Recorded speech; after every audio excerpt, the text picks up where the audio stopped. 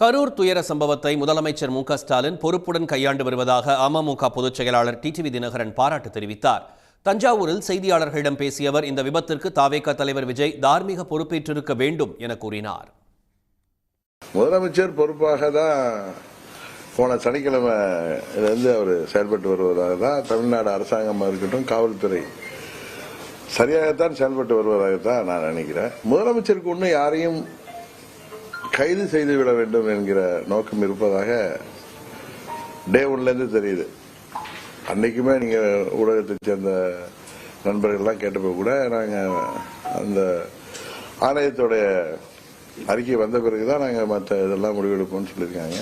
நான் நினைக்கிறேன் திரு விஜய் அவர்கள் இதுக்கு தார்மீக பொறுப்பேற்றிருந்தால் நேற்று நீதிமன்றம் கூட அவர் மீது அவ்வளவு கண்டனங்கள் தெரிவிச்சிருக்காரு.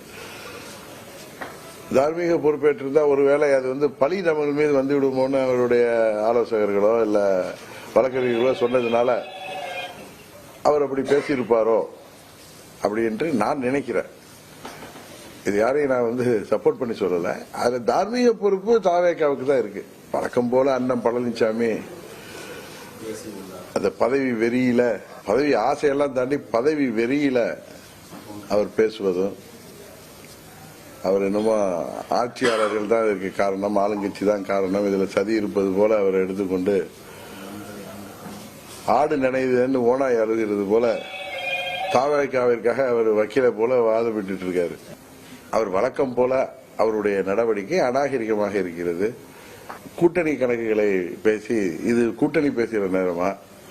திரு விஜய் அவர்கள் கூட்டணி பற்றி பேசக்கூடிய மனநிலையில் இருப்பாரா? பாரதிய ஜனதா கட்சி சார்பாக ஒரு குழு வந்ததுதான் உண்மையிலேயே பழனிசாமிக்கு இணையாக பாஜகவும் அரசியல் செய்வது உண்மையிலேயே வருத்தம் அளிக்கிறது. தூத்துக்குடி சம்பவத்தப்ப இந்த மாதிரி எந்த குழுவும் அல்ல. உடனுக்குடன் செய்திகளை தெரிந்து கொள்ள சன் நியூஸ் பெல் ஐகானை கிளிக் பண்ணுங்க.